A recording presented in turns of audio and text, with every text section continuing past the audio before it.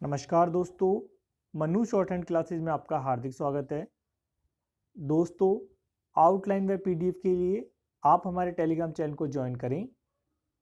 Dictation start होगी 90 शब्द प्रति मिनट ठीक 3 सेकंड बाद। स्टार्ट।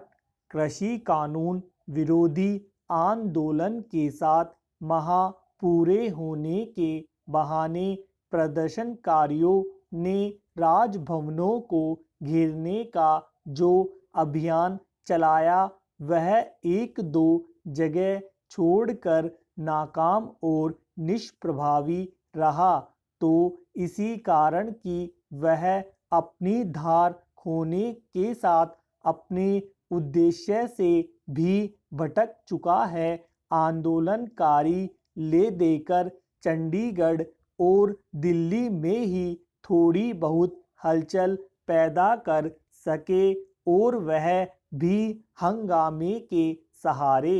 इससे साफ हो गया कि आम किसानों का इस आंदोलन से कोई लेना देना नहीं। लेना देना हो भी क्यों, उनकी फसलों की रिकॉर्ड खरीद और पैसा सीधे उनके खातों में पहुंचा। इसके अलावा वे इससे भी परिचित हैं कि विभिन्न फसलों का न्यूनतम समर्थन मूल्य यानी एमएसपी लगातार बढ़ रहा है। किसान नेताओं के इस आरोप में कोई दम नहीं कि मोदी सरकार एमएसपी खत्म करने जा रही है।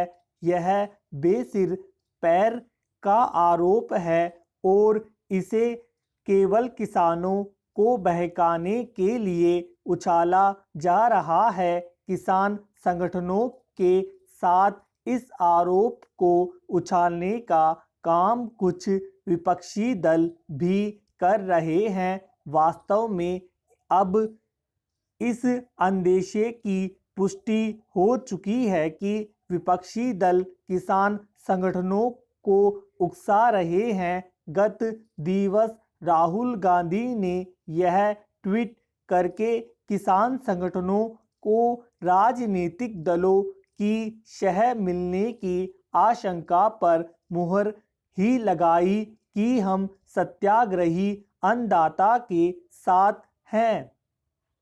दुर्भाग्य से अपनी नाकामी से कुंठित किसान नेता भी यह छिपाने की कोशिश नहीं कर पा रहे कि उनका आंदोलन विरोधी दलों के हाथों का खिलौना बन चुका है। उन्होंने पहले बंगाल विधानसभा चुनावों में ममता बनर्जी के पक्ष में माहौल बनाया और अब यह कह रहे हैं कि उत्तर प्रदेश विधानसभा चुनावों में भाजपा को सबक सिखाएंगे।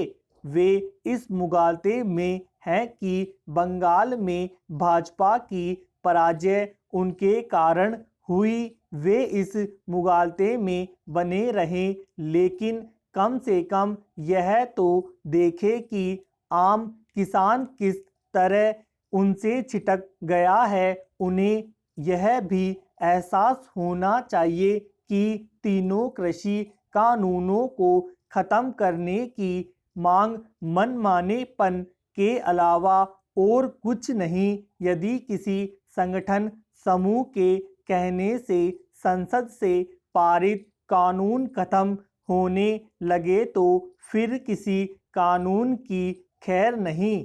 हालांकि विपक्षी दल भी यह जानते हैं कि किसी सरकार के लिए इस तरह की मांग मानना संभव नहीं, लेकिन अपने संकीर्ण राजनीतिक स्वार्थों के फेर में वे किसान नेताओं को बरगलाने में लगे हुए हैं। चूंकि विपक्षी दलों का मकसद इस या उस बहाने सरकार को घेरना है, इसलिए वे सतही मसले उछालते रहते हैं। इससे यही पता चलता है कि उनके पास ऐसे मुद्दे नहीं जिन पर वे जनता को अपने साथ ले सकें।